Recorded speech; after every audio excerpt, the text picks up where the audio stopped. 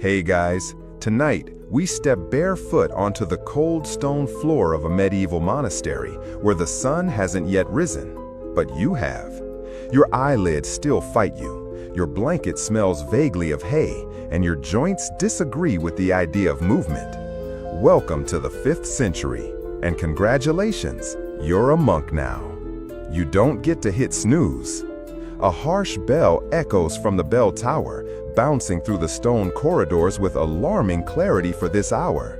You groan internally because you're not allowed to groan out loud. That's against the rule. Everything is against the rule. So, before you get comfortable, take a moment to like the video and subscribe, but only if you genuinely enjoy what I do here. And while you're at it, let me know where you're listening from and what time it is for you right now. Maybe it's also 3 a.m. in your heart. Now, dim the lights, maybe turn on a fan for that soft background hum, and let's ease into tonight's journey together. You pull on your robe, a coarse, heavy thing that doesn't believe in comfort, and step out into the cloister, where shadows huddle against the stone arches. There's a chill in the air, the kind that sits quietly in your bones and reminds you that fireplaces are for nobles. You, dear monk, get something much better: prayer. It begins with matins, the first of your 8 daily prayer services. You mumble your way through Latin verses, eyes still crusty with sleep. No one dares speak outside the chanting. Silence isn't just a rule, it's a way of life here. If you want to talk, you do it with glances, gestures, and the occasional passive-aggressive throat clearing. After matins, you're permitted a short break. And this, surprisingly, is when you shuffle over to a large wooden table, where something waits for you. A mug. Not of water, not of coffee. This is centuries before anyone in Europe figures that out. What you get is a cloudy, thick, slightly sour mug of ale, breakfast beer. You lift it with both hands, because the mug's as big as your head. You sip. It's warmish, it's earthy. It has little floaty things in it, but compared to the water around here, which may or may not be sharing real estate with a frog, it's practically liquid gold. You drink because you must. You drink because it hydrates you. You drink because the schedule says you must drink, and the schedule does not like being ignored. This isn't some medieval frat party. It's a ritual, a calculated pause in the divine machinery of monastic time. Most monasteries divide the day into 3-hour chunks, known as the canonical hours. Every block is structured by prayer, labor, and, oddly enough, caloric survival, which means a monk doesn't get 3 square meals, but 6 small ones. And a beer every few hours. No, really, every few hours. You'll have another mug before prime, another after terce. Sext? Of course. The 9th hour? Oh, yes.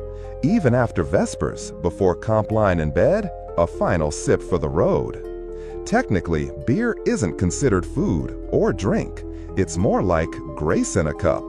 At least that's how your abbot describes it, a holy loophole with froth. The idea of liquid bread becomes central to the monastic diet, because your days are long and your meals are small. You're running on beans, cabbage, old cheese, and a kind of bread so dense it could double as roof tile. But beer? Beer fills the gaps. And here's the kicker: it barely has any alcohol. This isn't modern craft IPA designed to make you forget your name. It's more like a protein shake that's been left in the sun, blessed, and stirred with a stick. Historians still argue whether the average mug even had enough alcohol to qualify as beer by modern standards, or whether it was just slightly suspicious porridge. Still, the effects are real. You don't feel drunk, but you feel soothed, slightly full, a little less cold, like your stomach isn't plotting your demise anymore. That first beer of the morning doesn't make you giggle, it just reminds you you're human. You shuffle off toward the garden with a spade, ready for the first round of manual labor. Because monks aren't idle, you're expected to work with your hands, farming, sweeping, copying texts, and yes, sometimes helping out in the brewery. You'll get there. But for now, you dig. Your back aches. The dew soaks through your sandals. A crow watches you like it knows your sins. And the only thing keeping your body upright is the distant promise of your next ale break. It's strange how normal it starts to feel. Because your day isn't ruled by hunger or whim. It's ruled by bells. You start to measure time not by minutes, but by liquid intervals. That moment 3 hours after sunrise, when your hands shake from cold and strain. But then the bell rings, and you know there's a mug with your name on it. Not literally. You're not allowed to have your name on things. That would be prideful. Still, it's yours, in the way that little things can be yours in a world where nothing belongs to you. Evenings are no better, or worse. After the long afternoon of prayer and chores, you finally settle into the stone refectory, where you slurp a bowl of something grayish and chew on your 8th piece of hard bread. No one talks. The only sound is the quiet hum of a monk reading scripture aloud, and the occasional sip of beer as heads bow slightly in gratitude. The mugs clink against wooden tables, not in a toast. There's no cheer here, but in silent rhythm, like your whole life has become one long heartbeat of grain, water, yeast, and time. It's not glamorous, it's not wild, but it works. And it all starts with that first sleepy sip in the cold of pre-dawn. The bell rings again. Another prayer, another pause, another pivot in the slow, mechanical wheel of your day. By now, your fingers are stiff from pulling weeds in the garden, and your knees are already hinting they might file a complaint. But none of that matters, because it's time to return to the cloister. Time to robe up, file in, and pray again. Your feet shuffle in time with 20 others, all silent, all barefoot on cold stone. The cloister echoes softly with the swish of robes and the faint creak of old joints. The air smells like beeswax, mildew, and something vaguely herbal. Maybe Brother Oswald burned too much lavender again trying to banish temptation. You kneel. You chant. You avoid falling asleep during the readings. You're technically supposed to meditate, but your brain drifts toward the memory of your last mug of ale. You know another one is coming soon. You don't count time in hours anymore. You count it in beer breaks. That's not blasphemy. That's scheduling. Because you live under the rule. And not just any rule. The Rule of Saint Benedict. A book written in the 6th century by a man who thought monks needed structure the way fish need water. Or maybe more like the way fish need nets, tight, binding, and impossible to wriggle free from. You haven't read all 73 chapters of the rule yet. Most never do. But you know it lives above you like a quiet God. It tells you when to eat, when to sleep, when to break silence, when to whip yourself, just a little if you've had impure thoughts. And most of all, it tells you that the path to holiness is routine. Benedict believed in moderation, obedience, and the value of manual labor. He didn't invent monasticism, but he definitely gave it a user manual, a detailed one, with time slots. Historians still argue whether his rule was based on practical survival, spiritual purity, or just a deep hatred of free time. But the result?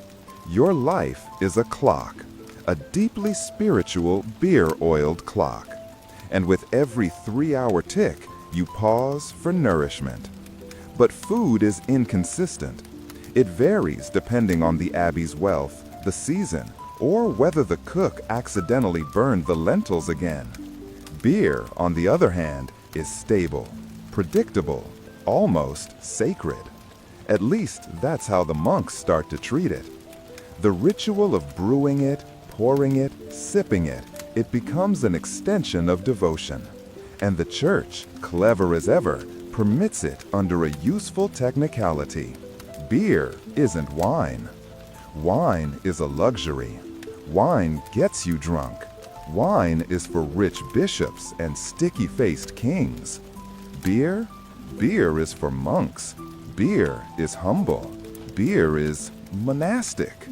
So you are allowed, no, encouraged to partake, but only in moderation, which brings us to the eternal question no monk dares ask out loud.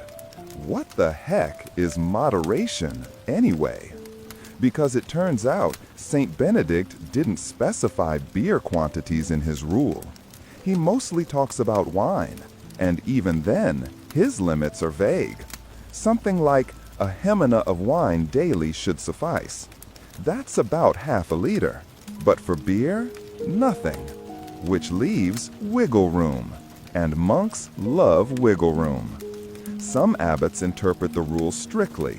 1 mug per meal and maybe a smaller one before bed. Others, not so much. There are documented cases of monks sneaking 2nd and 3rd servings, especially in colder regions where the beer was thick enough to chew. You learn quickly which brothers are the quiet top-uppers. Brother Gunther, for example, always has a strangely full mug. Brother Hugo accidentally helps himself to leftovers before washing the tankards. No one tattles, because let's be honest, who hasn't lingered near the tap just a few moments longer? But moderation becomes more complicated in monasteries that brew their own ale. And many do, not because they're thirsty, though let's be real, but because it's profitable. Monasteries are economic centers. They own land, rent fields, raise cattle, copy manuscripts for noble patrons, and they brew. Because even back then, good beer meant good business. And if you make beer, well, you need to test the beer. For quality, for health reasons, for science. So moderation in the hands of the devoted gets delightfully blurry. You remember once during Lent, a time of fasting, silence, and self-denial, the kitchen distributed double portions of beer. Because, as the abbot explained solemnly, solid food is prohibited, but the rule says nothing about liquid bread. Some monks didn't even argue. They just nodded, reverently. Of course, not everyone is amused. Some church leaders grow suspicious of these beer-filled monasteries. There are records of bishops visiting cloisters and raising their eyebrows at the brewing volumes. For the poor, the monks say, gesturing vaguely toward the guest house. But the guest house is empty. Still, the system endures. Because beer isn't just indulgence, it's medicine, it's sustenance, it's spiritual lubricant. And in an age when water might kill you, it's also the safest thing you can drink. Even children are raised on small beer, a weak, low-alcohol version suitable for fasting and bedtime. And no one, absolutely no one, drinks water unless they're out of options or out of their minds. The monastery knows this. The rule doesn't talk about germs, but it does talk about order, predictability, and beer, brewed at a ruling boil, is as safe as it gets, in a world where safety is mostly a rumor. So you drink, not to forget, but to remember what your life is made of. Hops, barley, psalms, and patience. And a rule so strict it tells you when to sneeze, but kind enough to let you sip a little comfort every 3 hours. Your next prayer begins soon, and you're already dreaming about that next mug.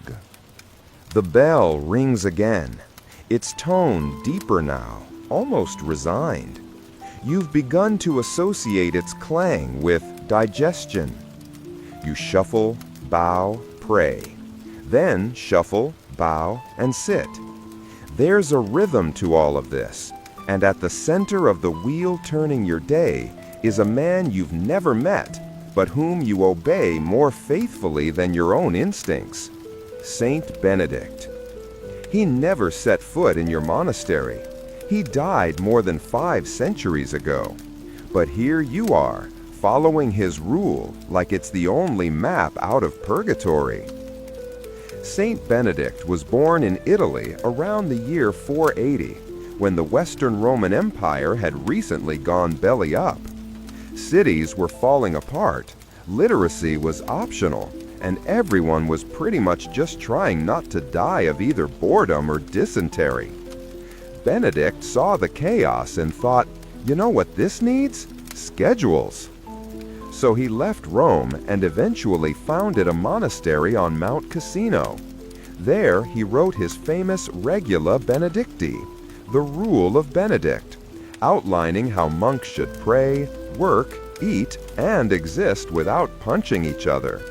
It emphasized humility, stability, obedience, and, a surprise favorite, moderate drinking. The rule was less about punishment and more about balance. Monks shouldn't fast too hard, feast too loud, or drink too much. Just enough beer to avoid grumbling. Yes, grumbling. That was the holy metric. You drink so you don't become a cranky monk. Historians still argue whether Benedict really intended beer to be central to monastic life, or whether it was just a regional convenience. After all, Italian monks probably had wine on the table. But as his rule spread across Northern Europe, where grapes were about as rare as clean underpants, wine became impractical. Beer was everywhere. Soon, every Benedictine abbey from France to Flanders had its own brewery. Beer wasn't just allowed, it became expected. A functioning monastery needed to brew like it needed to breathe. And Benedict's rule fit that like a glove soaked in yeast and piety. Now, here's where it gets even better. The rule divides the monk's day into 8 canonical hours of prayer, each one spaced roughly 3 hours apart. And what happens between those prayers? Work, study, rest, eating, and drinking. You begin to notice a pattern. Matins at 3 a.m., prime around 6, terce at 9, sext at noon, none at 3, vespers at 6, Compline around 9 p.m., and if you're unlucky enough to still be awake, vigil. That's a lot of bells, and a lot of tiny windows in which monks are allowed and expected to refuel. The rule doesn't say take a beer break here, but it doesn't not say it either, which means loophole. And monks love loopholes even more than they love relics. Over time, a kind of unofficial tradition grows. Between each prayer, there's a window, usually about half an hour, where food and drink can be quietly consumed. Sometimes it's bread and cheese. Sometimes it's a bowl of thin porridge. But always, without fail, there is beer. Not to be enjoyed, of course. That would be sinful. No, it's to be endured, consumed with reverence like medicine or laundry. You learn not to smile when you drink. That could be seen as indulgence. But deep down you know, this is the one part of your day that is yours. A tiny, sacred moment. Just you, your mug, and the knowledge that this slightly sour, slightly warm liquid is keeping you alive. And don't be fooled by the simplicity. Brewing beer in a monastery is no small affair. You've seen it up close. The mash tun, the copper cauldron, the barrels stacked like old saints. The brewmaster, usually the oldest monk with the best nose, tastes for texture, sniffing for infections like a medieval bloodhound. A bad batch means waste, and waste is a sin. So everything is precise, sacred, a ritual within the ritual. You've been allowed in the brewery once. You swept barley husks off the floor and watched the steam rise from boiling wort, filling the air with a smell both delicious and vaguely like old soup. There's something hypnotic about it. Brewing. It's chemistry, yes, but also alchemy. Transforming humble grains into something that can warm the body, calm the nerves, and keep a monastery running through famine and frost. And Benedict, wily old Benedict, probably didn't plan for any of this. His rule was a spiritual guide, not a brewing manual. But it left room. It didn't forbid. And where holiness stays vague, tradition steps in like a tipsy uncle at a wedding. Before long, you start to recognize that the rule doesn't just structure your day, it structures your thirst. It tells you when to crave, when to expect, when to hope. 3 hours after morning prayer? A mug. 3 hours after lunch? A mug. 3 hours before sleep? One more for the road. And in this system, you begin to feel something odd. Peace. Because you're never starving, never drunk, never alone. Every few hours, the bell rings. You rise, you pray, you work, you drink, and the wheel turns again. 3 hours have passed again.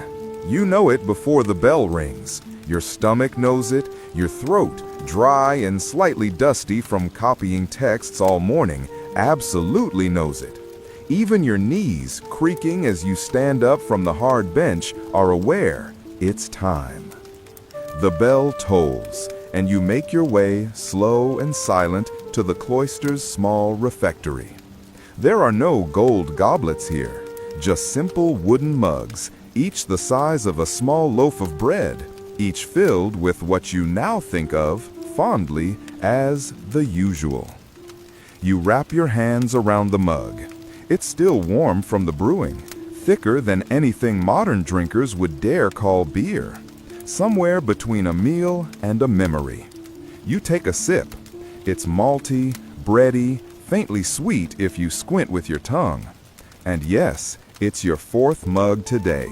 But who's counting? This, right here, is what historians have since come to call the monastic beer schedule. A glorious, barely documented rhythm where monks didn't just brew beer, they designed their entire lives around it. The logic is surprisingly solid. You see, medieval monks weren't just trying to have a good time. Most of the time, they weren't even trying to get tipsy. They were, quite literally, surviving. Water was often unsafe to drink. Contaminated rivers, poorly maintained wells, and the general medieval approach to hygiene, which can be summarized as "what's a germ," meant drinking untreated water was a gamble. Beer, on the other hand, had to be boiled during brewing. That process killed bacteria. The alcohol content, although usually low, helped preserve it. And the grains, they added calories. Liquid bread, as monks called it. And so, every 3 hours or so, you were due a portion. It wasn't always festive. It wasn't always cheerful. But it was necessary.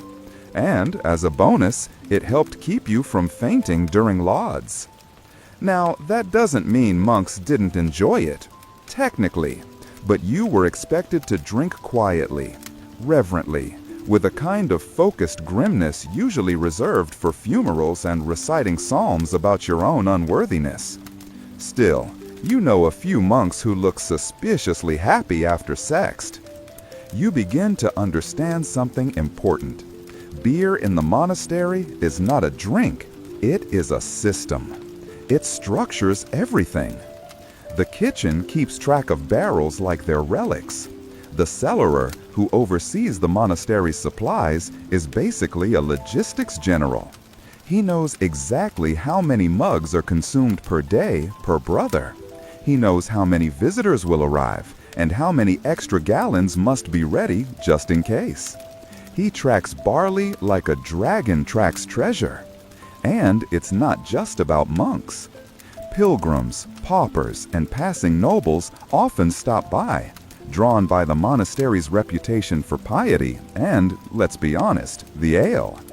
Monks offer it as hospitality, a drink for the traveler, a balm for the sick, a holy handshake in liquid form. But back to your own mug, because there it sits, half finished, slightly foamy, maybe a fly doing laps on the surface, but you're not fussy anymore. You finish it, wipe your mouth on your sleeve, and exhale through your nose like a quiet champion. The schedule demands you return to work, and so you do. You spend the next hour in the scriptorium, hunched over a manuscript illuminating a capital P with careful gold leaf. The air smells of ink and candle wax. Your fingers cramp. Your spine begs for mercy. And then, another bell. Time to pray. And then, you guessed it, another beer break. Now, to be fair, not all monasteries operated this way. Some were stricter. Some were poorer. Some, especially those under reformist movements, banned alcohol entirely. But the more common pattern, especially in Benedictine and later Cistercian houses, was this steady, sacred sipping. Historians still debate how regular and how strong this beer actually was. Some suggest the monks drank small beer, low in alcohol, high in nutrition. Others argue that even small beer could pack a buzz if consumed constantly. And let's face it, with 7 or 8 mugs a day, even weak beer starts to feel like a hug from a sleepy bear. Records from one 14th century monastery estimate each monk received about 2 gallons of beer per day. Yes, gallons. But again, that's spread over hours. And these were not pub-sized pints. These were broth-thick, meal-replacing, peasant-approved beverages. And no, they did not come in tankards with foam art. Your mug is more of a cross between a soup bowl and a shoe. Heavy, wood or clay, with a faint smell of bread, hay, and possibly regret. But it's yours, sort of. And the routine is too. It gives you comfort. It dulls the endless repetition of chores, chants, and chills. It fills the gaps between prayers like caulk in a leaky wall. You don't drink because you're thirsty. You drink because that's what the bell is for. Because every time you hear it ring, you move, you kneel, you sip. And for a moment, everything makes sense. You've started it now. The moment the mug touches your lips, the gentle warmth sliding down your throat, the way it settles in your stomach like a quiet agreement. The beer is always there. Predictable, gentle, slightly gritty, like an old friend who doesn't ask questions. By now, you've had 5 servings today, and it's not even Vespers. You haven't smiled in hours, not because you're unhappy, but because smiling without cause is frowned upon, quite literally. One abbot once declared that excessive grinning invited the devil to dance on your tongue, which, frankly, sounds more entertaining than this evening's assigned psalms. Still, your spirits are good, or at least not bad. And that, in monastic terms, is joy. Let's take a moment to talk about what this medieval monk beer actually was, because it wasn't what you might imagine. No frosty glasses, no pilsners, no blonde ales with hints of mango and disappointment. Monastic beer was cloudy, unfiltered, and usually thick enough to chew lightly if no one was watching. It had more in common with stew than with any modern brew. It was made from barley or whatever grain the monastery had lying around. Sometimes oats, sometimes rye, always practical. And it was weak, in terms of alcohol at least. Historians believe the alcohol content hovered around 2 to 3% for small beer, maybe a bit higher for the special festival brews. But strength wasn't the goal, calories were. The beer functioned as liquid bread, rich in unfiltered carbs, yeast, and whatever mystery particles managed to escape the boiling process. Did it taste good? Well, that depends on which monk you ask. Some batches were warm and malty, comfortingly sour. Others were faintly muddy, depending on the water quality and how long Brother Arnold forgot to scrub the fermentation barrel. Either way, you drank it, because you trusted it more than water, and because, blessedly, the rule allowed it. And oh, did it allow it. There's a lovely line in Benedict's rule that says, "We believe that a half bottle of wine a day is sufficient for each." But when it comes to beer, silence, which leaves room for interpretation. So monasteries across Europe adapted. Some stuck to strict rations, others grew generous. In 11th century Bavaria, for instance, monks brewed so much beer they had entire halls devoted to storage, where barrels lined the walls like sacred relics. One particularly famous monastery, Weihenstephan, claims to have been brewing since the year 768 and is still operating today. Yes, still. If that doesn't earn monks a toast, what does? Now, we should be clear. Beer wasn't just handed out willy-nilly. It was measured, controlled, treated with care. Every monastery had a cellarer, the monk responsible for food, drink, storage, and keeping order in the pantry. The cellarer knew how much grain was left for brewing, how many mugs each brother received, and whether Brother Thomas had been hovering too long by the tap room again. But even with this control, accidents happened, or perhaps accidents. There are monastic letters from the 13th century describing beer shortages due to unexpected guest volume. Translation: someone drank too much, and now we blame the pilgrims. There are even accounts, though mostly whispered, of monks brewing a stronger batch and reserving it for feasts, saints' days, or particularly bad Tuesdays. And then there's the legend of the double beer. You may have heard the term Doppelbock. It originated with monks who created a stronger, maltier beer for consumption during Lent. Since solid food was forbidden during fasting, they argued this liquid bread didn't break the rule. Clever. Some church leaders objected. Surely, they said, a high alcohol beer during a fast is not in the spirit of penance. So the monks shipped a barrel of it to Rome, hoping for papal approval. Legend says that by the time it arrived, weeks later in the hot sun, it had spoiled into something wretched. The Vatican tasted it, gagged politely, and declared, "Yes, of course, this can be consumed during Lent. It is clearly penitential." Thus, the loophole was sealed. You've tasted a few of these stronger brews during festivals. They are intense, rich, sticky. One mug leaves you full for hours. Two, and you begin to suspect you understand Latin better than you actually do. But for now, you return to your standard fare. You sip your fifth mug of the day under a low stone arch, listening to the soft hum of bees outside and the occasional grunt of Brother Bartholomew trying to fix the broken grain mill again. The air is warm. You feel full, not just physically, but spiritually, if that's not too dramatic. You're not drunk, not even tipsy, but you are content. And in the middle of a medieval monastery, where comfort is rare and silence is king, that's something close to joy. And so, you finish your mug. Because another bell is coming soon, another prayer, another pause, and another reason to be grateful for this strange, thick, blessed thing called beer.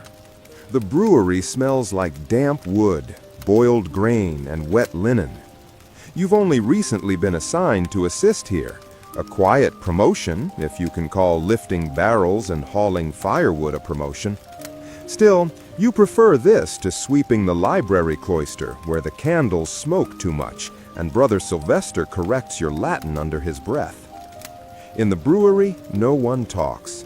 Not because they're unfriendly, but because the process demands attention. You're part of something older than your bones, older even than the rule, the making of beer, monastic beer, holy beer. The process begins in silence, as all sacred things do. You fill the copper kettle with water from the well. It's heavy, slow, and suspiciously brown. But that's fine, because next you boil it, vigorously. That step is critical. You didn't always know why, but now you understand. Boiling purifies. It's the line between drinkable beer and digestive catastrophe. Historians still argue whether medieval monks understood germ theory, or if they just noticed that unboiled water led to more funerals. Either way, they learned. Water kills, beer heals. At least it heals better than dysentery. So you boil. And then you add the grain. Usually barley, sometimes wheat, sometimes oats if the harvest was poor. You mash it, crush it, stir it until it looks like a mud pie left too long in the sun. The mixture thickens and darkens, and the air fills with steam. It's warm here, comfortably warm, like being hugged by a loaf of bread. Then comes the straining. You separate the sweet liquid, called wort, from the mash. This part smells faintly of porridge and wet fur. You don't ask why. You haul the wort into a cooling tub. Not too fast, not too slow. Let it sit. Let it breathe. Don't sneeze near it. Don't mention demons or bad luck. And definitely don't let Brother Jerome add his special herbs again, unless you want every mug to taste like boiled socks. Finally, you add the yeast, assuming you have any. And here's where things get tricky. Yeast isn't something you buy in tidy packets from a monastery convenience store. In your world, it's a gift, a floating mystery, a helpful mold that shows up when it pleases and ferments things into miracles. Most monasteries use barm, a frothy foam skimmed from a previous successful batch. It's passed down from brew to brew, like a sourdough starter or a beloved bubbling pet. You feed it, you hope it lives. You name it quietly when no one's looking. The fermentation takes days. You don't rush it. Monks don't rush anything, not even spiritual transformation, let alone beer. And while it bubbles quietly in barrels, you clean and scrape and stir more mash. The cycle never ends. But here's the part that gets you. It's worship. Brother Theodoric once said the brew kettle was his altar, that the barley was a gift from God, the yeast was a mystery, and the steam was like a psalm rising toward heaven. You thought he was being poetic until you spent a full day in the brewery, and now you understand. There is peace here. A strange kind of peace that smells like roasted grain and scorched wood. Of course, not everything runs smoothly. Rats love the brewery, so do flies. So do certain monks who linger a bit too long in the name of tasting for quality. One time a barrel cracked and you lost half a day's batch to the floor. The abbot wasn't angry, just disappointed, which is somehow worse. And sometimes the yeast goes bad. That's a day of mourning. You've seen it happen. A perfect brew gone sour, turned cloudy or bitter, smelling faintly of betrayal. You pour it out into the compost with a heavy heart, knowing the monastery will run short this week, which means smaller rations, which means grumbling stomachs, which means less focus during prayer. It's all connected. You used to think the brewery was just a place. Now you know it's the monastery's beating heart. Without it, there is no comfort, no hydration, no hospitality for pilgrims, No revenue from selling barrels to nearby villages. No glue holding the hours together. Just dry mouths and dry prayers. And monks don't do well when they're dry. Still, not everyone outside your walls agree with this sacred brewery life. Some reformist voices, those always tend to come from people who don't work, claim monks are too indulgent, that beer invites temptation, that brewing distracts from higher matters. There are councils, debates, frowning bishops with parchments full of purity proposals. But monks know the truth. Beer is balance. Beer is silence between bells. Beer is kindness, disguised as barley. And when the fermentation is complete, when the barrels are filled and sealed, you help carry them down to the cool storage beneath the abbey. You place your hand on the old wood, and for just a moment, you feel a little proud. Not proud in a sinful way, just grateful. Grateful that this small, foamy miracle exists. Grateful that in 3 hours, you'll be lifting another mug, one you helped make. And grateful that, in a world full of things that change, spoil, or vanish, beer, at least, always comes back. You've started to notice something curious. Not every monk drinks their beer the same way. Brother Bernard sips so slowly, you'd think he was communing with the foam. Brother Otto gulps like the mug might vanish if he hesitates.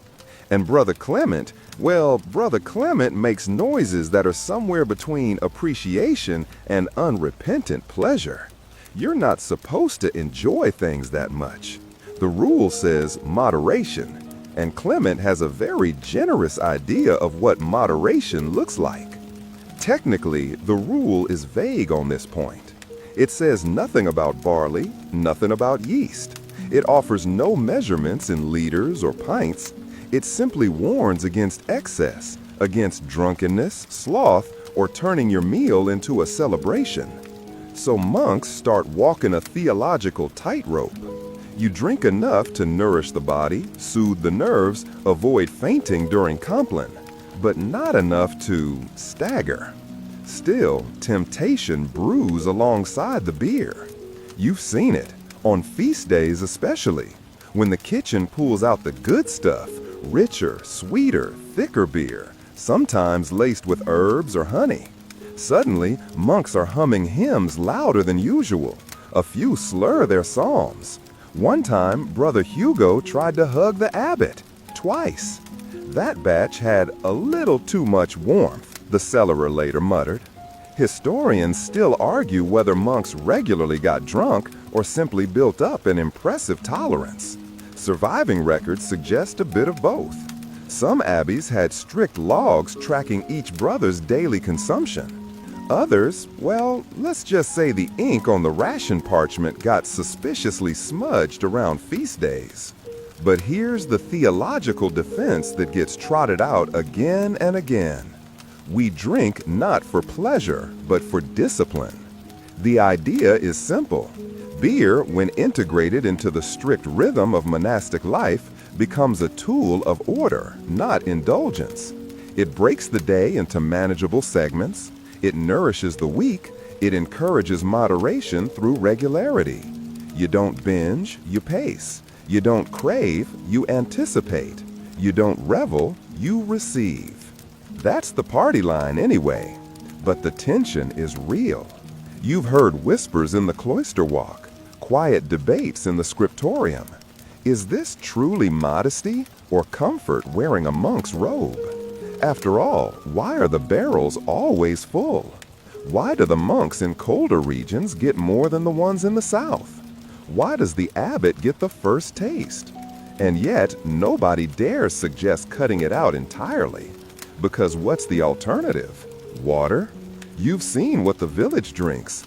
Their water comes from puddles, runoff, and wells they share with pigs. It smells like regret. You wouldn't wash your feet in it, let alone pour it into your stomach. Beer is safe. Beer is clean. beer doesn't judge you when you accidentally mumble the wrong psalm verse because your Latin conjugation failed you again. And so the beer remains, 3 hours at a time.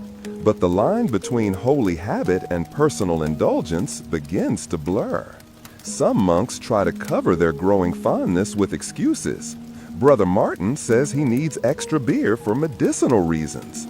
Brother Ulrich claims deep spiritual focus improves with a second mug.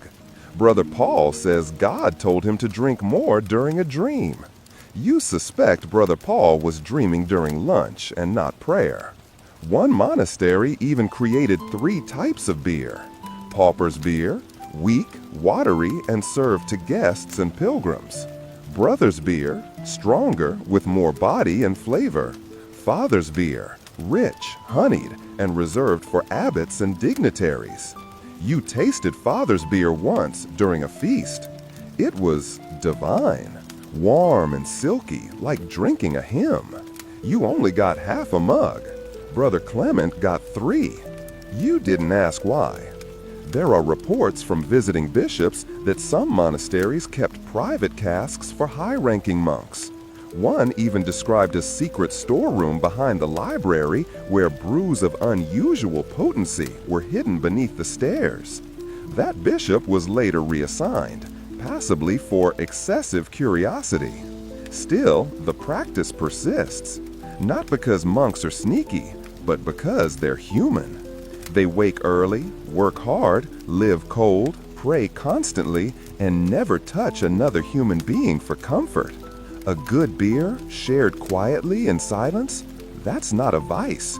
That's survival with grace. You think of this as you finish another mug. It's your 6th today, maybe your 7th. You're not keeping track anymore. The cellarer is, or at least you hope he is. The day is beginning to blur around the edges, not because you're drunk, but because this life, this rhythm, is so fixed, so repetitive, that it starts to feel like one long hymn you forgot the words to halfway through. And the beer is the refrain. It's always there. It doesn't punish, it doesn't praise, it just waits, in its heavy mug, in its quiet strength. And if some monks bend the rules now and then, sip too fast, refill too generously, close their eyes for a little too long in gratitude, well, who's to say where devotion ends and comfort begins? The sun is crawling lower now, dragging long shadows across the garden wall. Somewhere beyond the stone arches, someone is ringing the bell for vespers. You hear it, but your hands are too deep in the earth to move just yet. You've been assigned to the herb plot today, pulling weeds from between the rows of mint and rosemary, your robe now half mud and entirely regret. The smell of damp soil clings to your sleeves, and somewhere nearby, Brother Oswin is humming off-key as he waters the sage. But even here, down on your knees with a dirty fingernail jammed under your thumb, you know what's coming next. Beer. After Vespers, of course. The day is nearly done, but the schedule does not sleep. One more prayer service, one more mug, one more moment of small, foamy peace. But first, you've got to wash your hands. You scrape off the dirt using a moss-covered stone and splash water from a barrel that smells faintly of algae and lost ambition. No soap, obviously. That's for rich people and lepers. You dry your hands on your robe, which only adds to the general soggy aesthetic, then file into the chapel. Vespers is beautiful. The low chant reverberates against the ancient stones, weaving itself into the wooden beams overhead. The candles flicker. Your voice hums along, tired but present. You've stopped questioning the language. Latin lives in your throat now, like a second heartbeat. And then, like clockwork, the break. You move with the others toward the refectory. It's not quite dinner yet, but the 6th mug of the day is waiting. You don't look at it, you don't rush, but you know it's there, like a bookmark in your day. You take your seat, The mug appears, a small nod from the cellarer. Permission granted. You sip. It's warm, but better than the last batch. Less sour, more body. You detect a hint of something. Maybe sage? Maybe someone dropped a candle stub in the kettle again. Who knows? But you drink. Because you're expected to. And because quietly, you want to. This time, though, you're not alone. The brewery has grown busier in recent months. More guests, more pilgrims, more mouths to water. And so, Brother Martin has drafted you into double duty. Not just monk, worker, brewer, carrier of barrels. You've become part of the beer cycle now, not just as a recipient, but as a gear in the machine. Your day starts earlier. Your arms ache more. You smell constantly of wet grain. But there's something grounding in it, something undeniably physical. You understand now why monks embraced labor as a spiritual act. To work is to pray, says the rule. You used to think that meant copying manuscripts and muttering Latin. But brewing is a prayer too. It's rhythmic, it's repetitive, it's humble. And you're not alone in thinking that. Some of the older monks seem happiest in the brewery. Brother Gregor, who never speaks unless absolutely forced, hums little tunes when he's scrubbing barrels.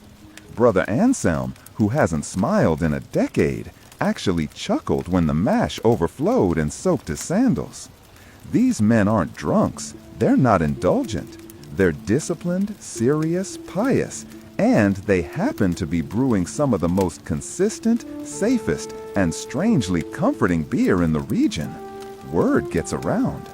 And before long, the monastery becomes known not just for its prayers or its herb garden, but for its beer. You receive visitors, pilgrims, nobles, even clergy from other abbeys, all asking the same questions. May we taste your ale? They don't ask to see the chapel, or the illuminated manuscripts, or the relic of St. Ethelbert's toe. Nope, they want the beer. And as a monk, you're expected to pour it for them, serve it with humility, answer questions with grace. Yes, we brew it ourselves. No, we don't sell it. Yes, we use only grain from our own fields. No, we're not opening a tavern. There's pride here, quiet pride. You're told not to indulge it, but how can you not? The beer keeps the monastery running. It fuels the brothers. It hydrates the guests. It brings in quiet gifts from grateful visitors, extra blankets, fresh candles, a bit of honey for the kitchen. And it gives the monastery an identity. You begin to understand that beer isn't just a beverage. It's a kind of currency, not in coin, but in connection. Between monks and pilgrims, between abbots and bishops, between God and gut. Of course, not everyone is thrilled. One letter from a neighboring abbey accuses your brothers of turning the cloister into a brewery with a chapel attached. The abbot reads it aloud during dinner, then calmly folds it into quarters and uses it to prop up a wobbling table leg. Monastic shade, as it were. And so the work continues. You rise early, you brew, you pray, you drink. You carry full barrels down stone stairs with aching arms. You roll them gently, whispering the psalm of delivery. The Lord is my strength and my song. And you feel a little stronger. Not because of the beer, but because of the rhythm. Because every 3 hours, the world offers you something warm, familiar, and oddly sacred. A mug, a moment, and the reminder that even in a life of silence and stone, something is still brewing. The gates creak open just after terrace. You're stacking firewood when you hear them. A pilgrim's knock. 2 slow thuds followed by silence. The porter answers with the usual caution, but the rhythm tells you travelers, guests. You drop the last log, wipe your hands on your robe, and prepare. Hospitality is a sacred duty here. The rule of Saint Benedict dedicates an entire chapter to it. All guests who present themselves are to be welcomed as Christ, it says, which is beautiful, poetic, and also means more mouths to feed, more beds to make, and yes, more mugs to pour. These guests are dusty and sunburned, wrapped in wool cloaks that have seen better centuries. One limps, another squints at the sun like it owes him money. Pilgrims, clearly. You offer a bow, say nothing, and escort them to the guest house, where water waits for their feet and beer waits for their throats. Because of course it does. That's the first thing they receive. Not a sermon, not a blessing, a mug. Pauper beer, mind you, the weakest batch, thin and faintly sour. Still, it's safe, hydrating, warmed by the midday sun and passed with silent kindness. You watch them sip, slowly at first, then with greater trust. You know the look. It's the moment their shoulders lower, the moment they stop expecting to be robbed, mocked, or chased off. This place is different. The beer says so. Your monastery, like many others, functions as a way station. Travelers, merchants, beggars, pilgrims, all come through. Some stay a night, some stay a week. All are offered beer, because beer is nourishment, and in many places it's safer than the well. This generosity doesn't come without cost. Every guest's mug is one less for the brothers, and lately there have been more guests than usual. Word of your ale has spread. A knight passed through last month and donated an entire sack of oats in return for 3 mugs and a quiet bed. A bishop sent a letter of thanks with a wax seal and a gold coin. Even a royal messenger stopped for a drink and left behind a velvet pouch of, well, no one's sure, but it sparkles. This creates a quiet tension in the monastery, because for all the glory of hospitality, there is the reality of rationing. Your daily mug is now slightly smaller than it used to be. The kitchen ladles the broth with tighter wrists. The cellarer, once merely stern, is now a guardian dragon over the barrels. Still, no one complains. Not because they aren't tempted, but because the rule demands sacrifice. And if your 7th mug is a little lighter, you nod and drink it anyway. Perhaps with a touch more reverence, perhaps with a silent sigh. Hospitality teaches humility. But oh, the stories that come with these mugs. You've served beer to a man who claimed to have walked barefoot from Rome, stopping at every shrine to Mary. Another swore he had a vision near Chartres where Saint Benedict himself handed him a mug and said, "Drink this and stop whining." You didn't question it. Some guests offer news of plagues, of wars, of kings and rumors. Others offer relics.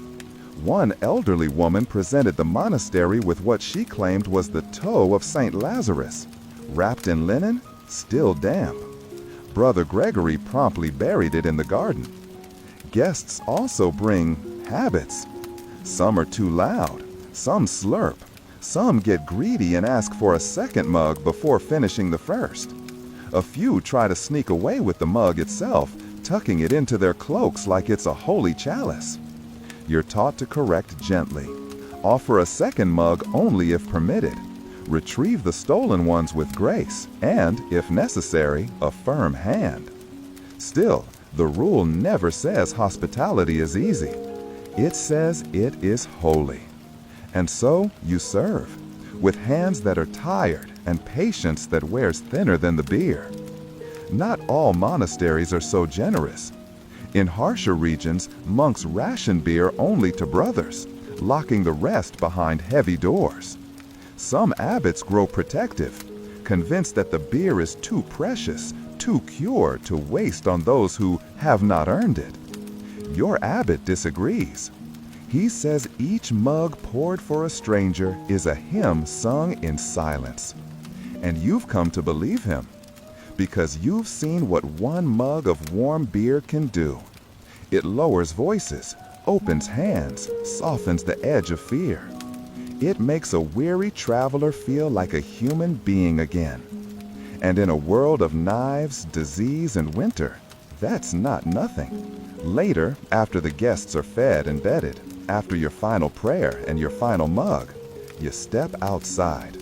The air is cool, the moon hangs low and wide. You hear a soft belch from the guest house. Brother Matthew smirks.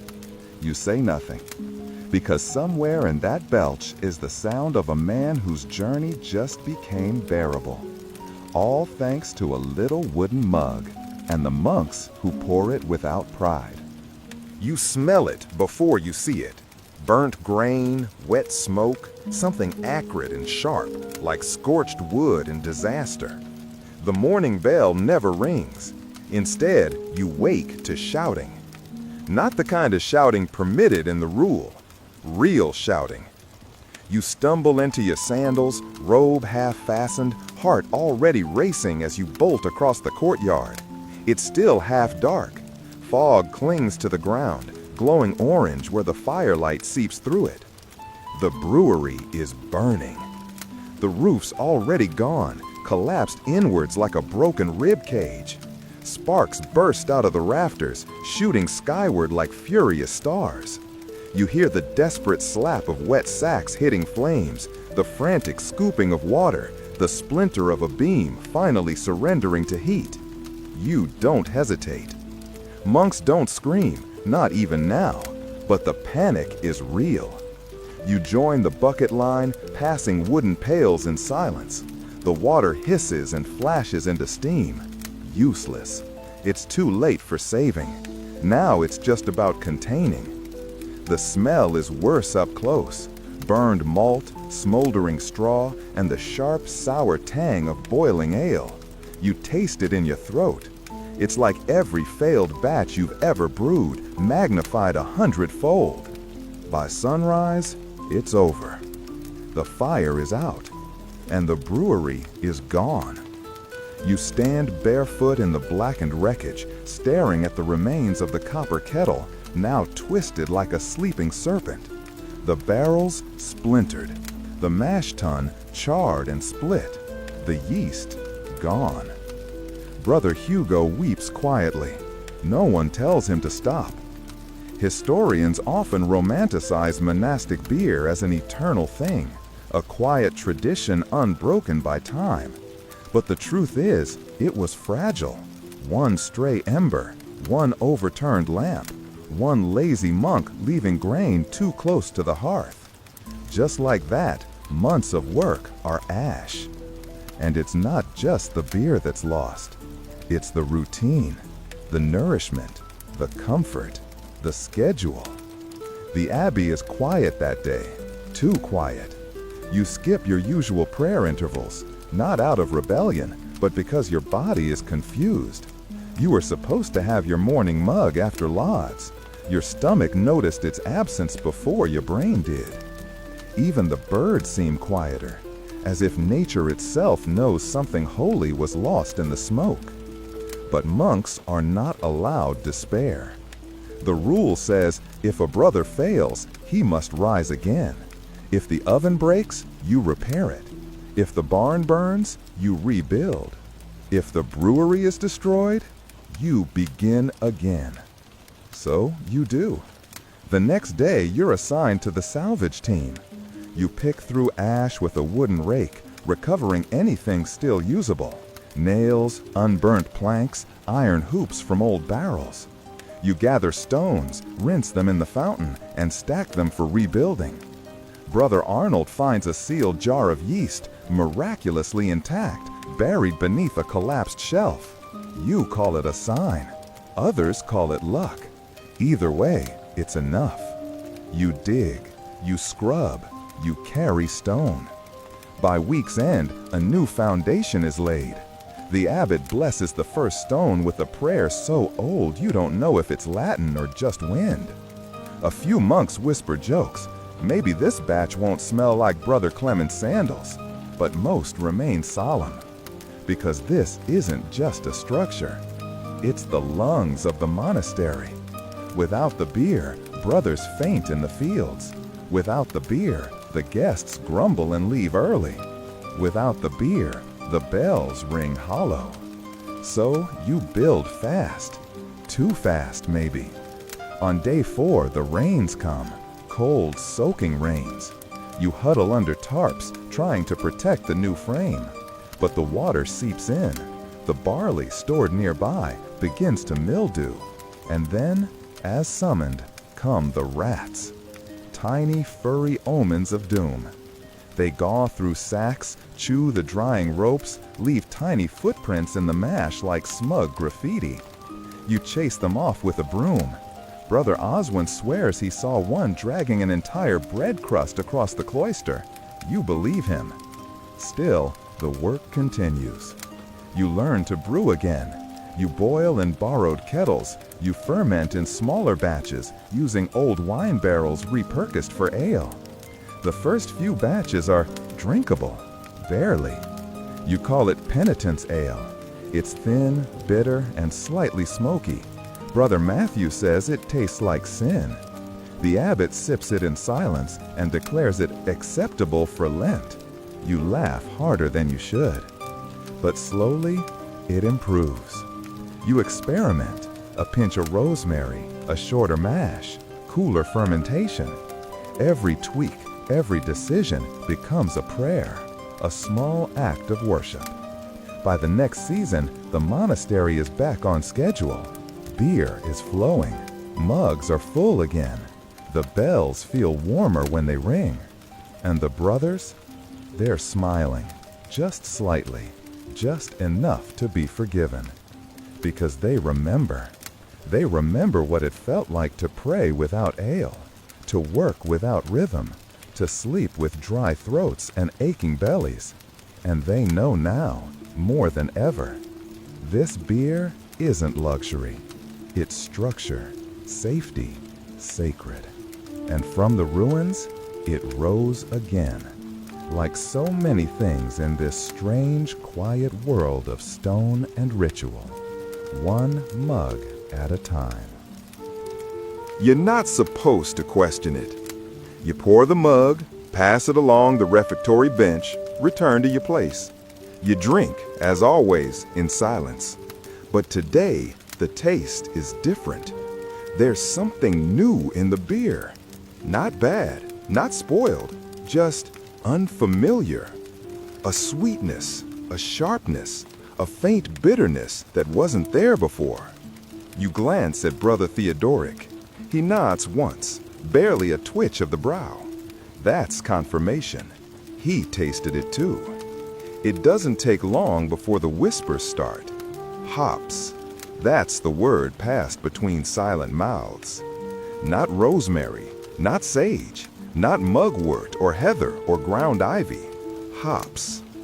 The plant smells like green bitterness and faint wildness, like an herb that's read too many sermons and still insists on sinning.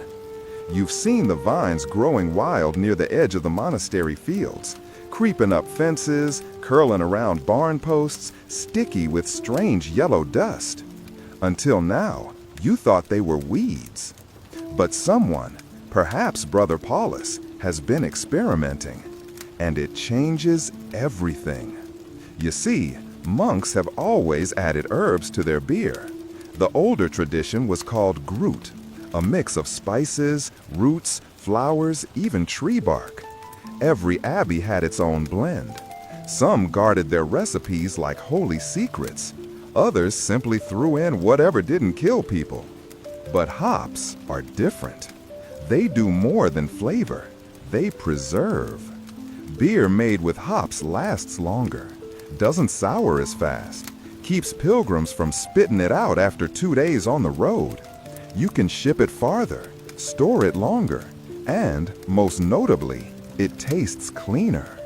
Historians still argue whether monks were the first to widely use hops in brewing. Some credit German towns. Some say Cistercian monks started the trend in the 9th century. Others claim it was an accident, a curious brewer mistaken hop flowers for something else entirely. But what's clear is this: hops caused a controversy. Because if beer lasted longer, tasted stronger, and traveled better. It stopped being a humble, perishable local drink. It became commodity. That changes the game. Suddenly, some monasteries started exporting barrels, not just sharing with pilgrims, but selling. Whole wagon loads moving from abbey to village to castle. And money, dear brother, is dangerous. You begin to see the subtle shift. Brewing becomes less about nourishment, more about production. The herb garden becomes a hop yard. The cellarist starts keeping ledgers longer than the salter. A young novice is assigned yeast stewardship and carries himself like a royal treasurer. You brew in bigger batches now, stronger batches, hopped batches. And not everyone's pleased. A letter arrives from a neighboring abbey. They accuse you, politely, of replacing holy bitterness with worldly bitterness. A nice pun, really. Brother Simon laughs. The abbot does not. And then the church gets involved. Some bishops raise concerns, quietly at first, then louder. They fear the creeping commercialization of beer, the shift from sacrament to sales. There's a council somewhere far from your abbey, but the ripples reach you. Debates over whether beer should be taxed, whether monks should brew for profit, whether hops, of all things, might represent a threat to the purity of the monastic way. Imagine that, a plant, a flower, a vine, accused of heresy by association? The abbot responds with a homily. All things made by God are good, including hops, including even the wasp, though it has yet to prove its usefulness. The monks laugh, the bishop does not. Still, the change is undeniable. Your mugs last longer on the table. The beer stays fresh for weeks. Brother Paulus starts drawing little circles on the barrels, his version of quality control. And people notice. Travelers speak of that monastery with the crisp beer. Traders arrive with coins, asking if they can buy a few casks for a wedding, nothing grand. One nobleman offers to fund the construction of a second brewery building. He leaves when told no, muttering something about ingratitude and hops. You don't know how to feel. On the one hand, the beer is better. On the other, something old feels like it's changing. The simplicity, the softness. Now each sip is edged with purpose, precision, profit, even if only spiritual. And yet, you drink, because it's still nourishing, still warm, still welcome. You sit in the refectory, mug in hand, staring at the new barrel stacked against the wall. There's a mark on it now, an inked seal drawn by Brother Paulus, declaring batch number, hop content, fermentation days. It feels official. You take a sip, and yes, it's different. Sharper, cleaner, less soupy, but still comforting. Because even as the world creeps in, with its trade and taxes and suspicious bishops, you're still here, still kneeling, still silent, still drinking from the same mug, even if it now bites back just a little. It starts with a cough. Brother Oswin, hunched near the infirmary window, a bowl of broth steaming on his knees. He doesn't say anything. He rarely does, but you hear the wet edge of it deep in the chest. You've heard that cough before. A week later, half the monastery has it. The infirmary fills with the sound of monks pretending not to be sick. Coughs disguised as throat clearings, fevers dismissed as a warm spirit. One brother passes out during none and is quietly relocated to a straw mattress in the cellar. The abbot declares a day of extra prayer. The cellarer declares a double batch of beer. Because in times of illness, beer isn't just refreshment. It's medicine. Or so everyone insists. You see, long before pills and prescriptions, beer was the medieval solution to, well, everything. It hydrated, it filled the stomach, it soothed. And if you added the right herbs, it even, allegedly, healed. Monks became amateur pharmacists, experimenting with infusions, elderflower, yarrow, wormwood, comfrey. Some of them helped. Some of them made people vomit. Brother Arnold once brewed a special digestive beer that caused 3 monks to see visions and 1 to sleep for 36 hours. It was never brewed again. But beer as medicine wasn't just folklore. It made sense. Water was risky. Wine was expensive. Ale was accessible. And its warm, mildly alcoholic body calmed fevers, eased digestion, and let the sick sleep. You've served it many times in the infirmary, warmed by the hearth, infused with mint, thyme, even bits of cinnamon bark if a passing trader had any to spare. You'd tilt the mug gently to the lips of a brother too weak to hold it. And always, always, there'd be a faint moment of peace afterward, a sigh, a loosening of the jaw, a soft thank you. Not everyone believed in its power. Some monks thought it was indulgent. Others worried about where the healing was coming from. Was it the grain, the herbs, the alcohol, or was it a test of faith? Historians still argue whether monastic beer actually treated illnesses or just masked symptoms long enough for the body to recover or the soul to depart. But no one doubted its place in the infirmary, because when nothing else worked, the beer stayed. And sometimes it really did seem to help. There's one story you'll never forget. Brother Aelric, old as the abbey walls and twice as brittle, fell ill one frost-bitten winter. He refused broth, refused water, refused confession, until the cellarer brought him a mug, not of the thin standard fare, but a special batch spiced with cloves and sage, brewed long and slow, thick enough to coat the lips. The cellarer called it saintly strength. A joke, perhaps, but Brother Aelric drank it, slowly, reverently, and the next morning he rose. He was never quite the same. His voice never returned, and his knees gave up halfway through matins, but he survived. And for the next 3 years, he asked for a little saintly strength every feast of Saint Raphael. You helped brew that batch last year. And now, with illness creeping again through the cloister, you're brewing it once more. The kettle hisses, the herbs steep, the steam curls toward the rafters like incense. You don't call it a miracle, but you don't not call it one either. Because beer in this place isn't just drink. It's warmth when the fire runs low. It's softness when the world goes hard. It's the gentle touch between silence and breath. And sometimes it's the only thing standing between a fever and a farewell. You finish brewing the latest batch and carry the first jug to the infirmary. The room is quiet, dark, only the thin light of evening leaking through the shutters. You kneel beside a brother, Brother Marcus, too young, too pale, breathing shallow. You lift his head, bring the mug close. He drinks, and for a second, just a second, he smiles. There's a new rumor in the kitchen.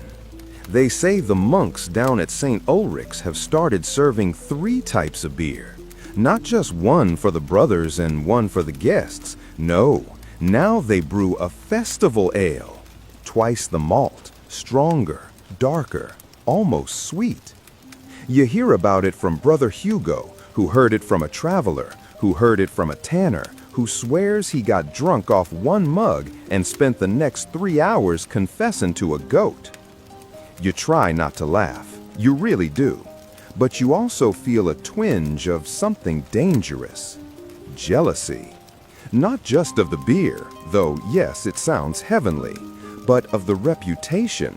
St. Ulrich's is becoming famous, not for their choir, Not for their scriptorium, for their ale. You begin to wonder, have they gone too far? Benedict's rule says nothing about fame. Quite the opposite. Humility is sacred. Glory is a trap.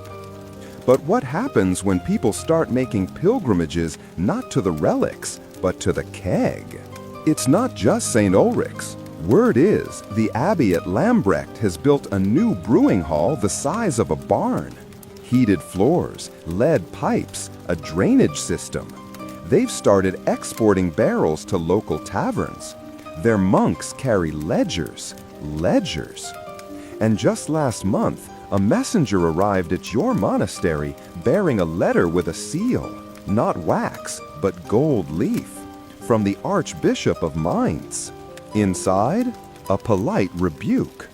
Too many monks, he says, are embracing the cup rather than the cross. Too much brewing, too little praying. Too many festival ales served under banners that read, "In Laetitia Domini," in the joy of the Lord. You suspect that joy has a surprisingly hoppy aftertaste. The abbot frowns, but does not respond. Instead, he calls a meeting. Brothers gather in the chapter house, hoods raised, brows furrowed. No one speaks above a whisper. You know what's coming. The question, should you scale back? Should the monastery reduce brewing? Return to simpler times, to thinner beer, to fewer guests? The debate is quiet, civil, painful. Brother Theodoric argues for tradition. Brother Oswin argues for survival. The abbot listens, watches.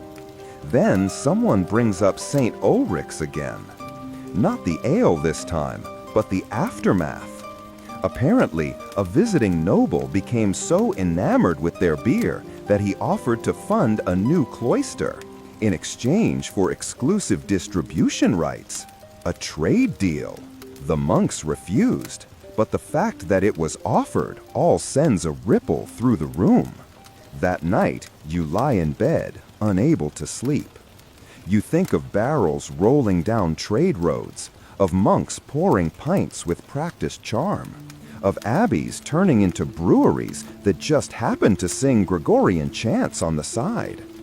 You think of your own mug, clutched at sext, steaming slightly, smelling faintly of nutmeg and dust, and wonder, is this sacred, or is it slipping? Historians still argue whether monastic brewing in the High Middle Ages became too successful for its own good. Some say the prophets fed the poor, rebuilt chapels, preserved books. Others say the monks lost their way, distracted by malt and market. You think maybe it's both. The next day, a decision is made. No scaling back, but no scaling up either. Your monastery will continue to brew, modestly, for brothers, for guests, for medicine, for tradition.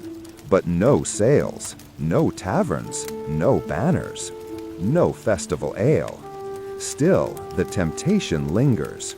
You hear of secret batches brewed in the laundry room, of stronger mugs passed during St. Benedict's feast, shared behind the herb garden under the guise of botanical discussion.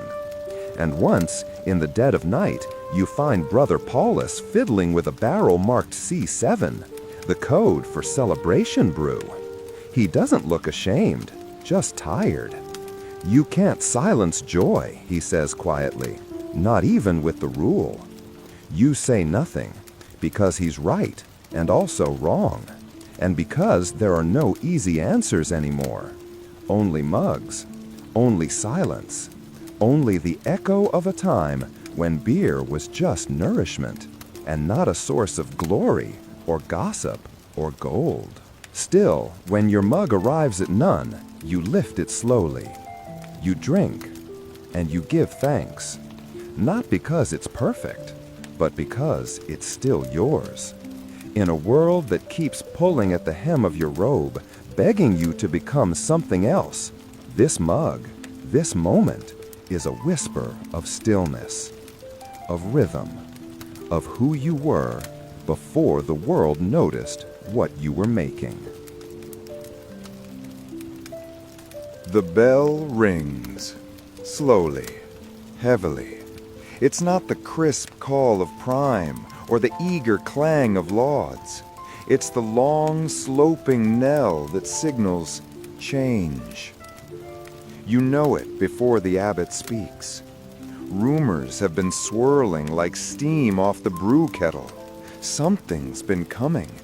A tension in the letters from other abbeys, the sudden quiet during meals, the absence of visitors who once came weekly, laughing over mugs.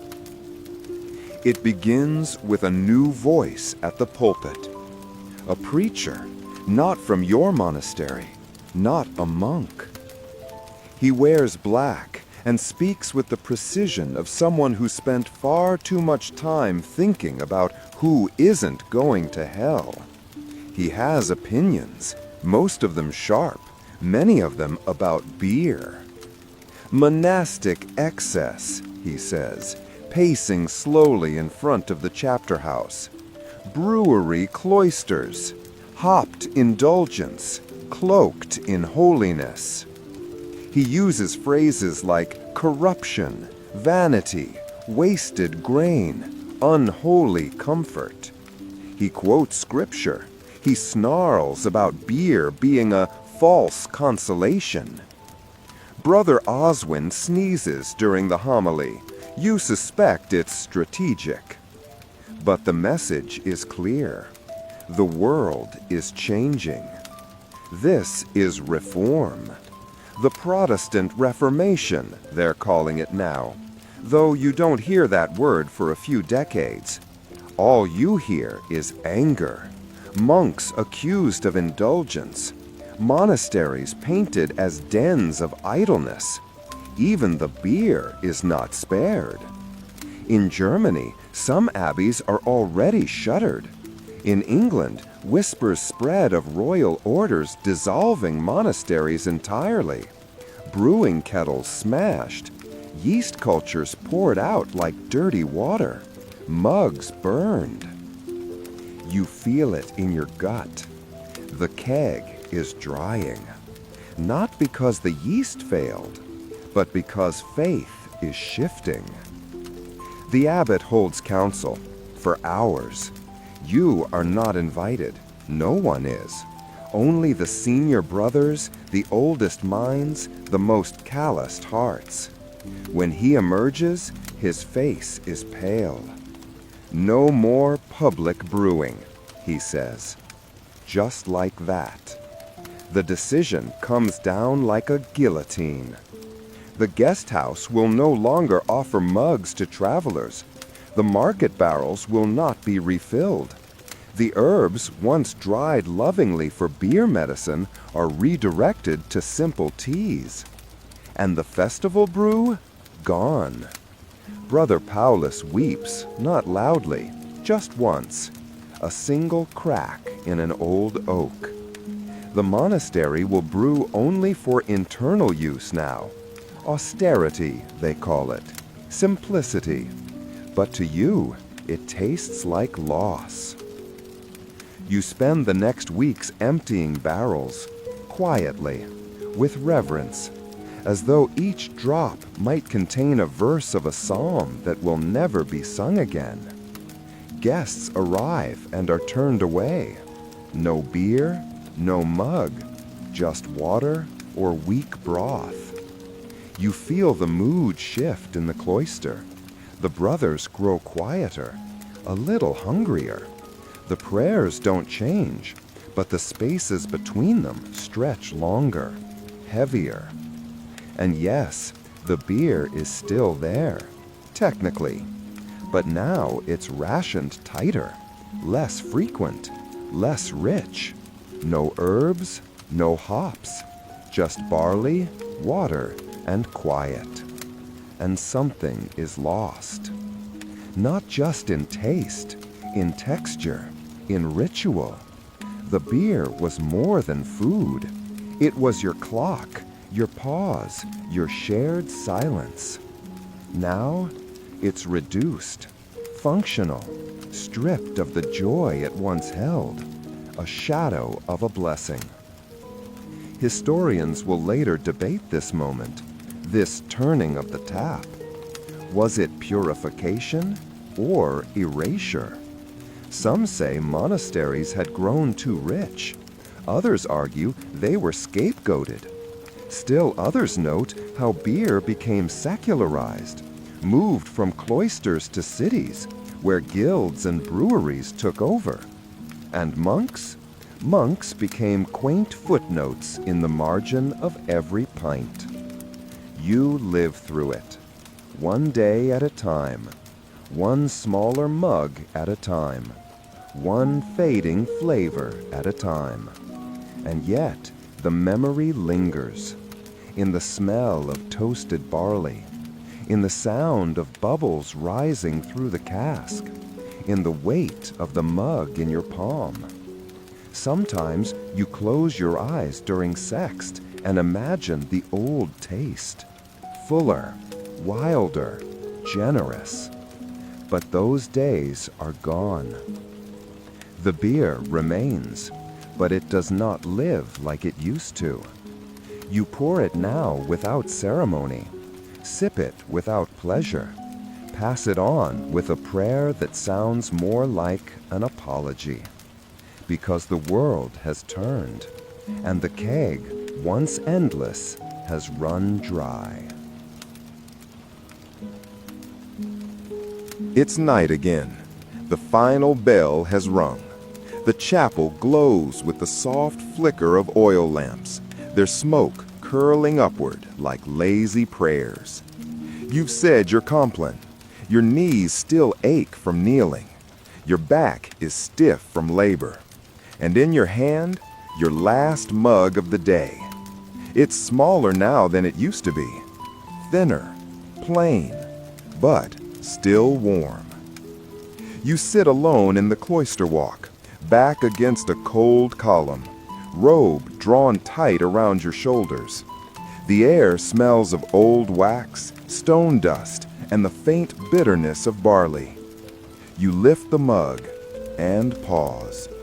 Not because you're not thirsty, but because this small moment is what remains of a ritual once vast. This is your final pint before silence. It doesn't taste like the festival ale anymore. No honey, no nutmeg, no hops that made your tongue tingle. It's humble now, almost watery, almost like memory. And yet, it's enough. Because you've come to understand something. The beer was never the point. It was the pause, the pattern, the gentle punctuation that broke the day into pieces you could hold. It was the way a mug, passed hand to hand, said, "We are still here, alive, present, human." You sip, not greedily, not even gratefully, just quietly. Because this is what monks do. They rise, they pray, they work, they drink. They build rhythms in a world that resists rhythm. And even as the church reforms, as abbeys close, as brewing shifts to cities, and the sacred becomes commerce, you remain here, on the edge of night, sipping something warm, listening to the wind slip through the cloister arches like a hymn that forgot its words. You remember how it all once was. Barrels stacked like relics, pilgrims smiling over mugs, laughter stifled behind psalms, the herbal bitterness of saintly strength, and the fire, and the rebuilding. You've tasted centuries in that mug. Sweat, silence, devotion, doubt. And now, in the stillness of this final hour, you finish the last of it. Set the mug down beside you, close your eyes, and listen. The night doesn't speak, but it remembers. The cloister grows colder now. You pull your robe a little tighter. The stars have come out, slowly, cautiously, as if afraid to disturb what's left of the day. The chapel is dark behind you. The candles have been snuffed. The fire, low and whispering. You feel it in your bones, the slowing. The body softens. The breath deepens. And in your hand, the mug is empty now. Just a trace of warmth left on your palm. A ghost of barley. A faded echo of comfort.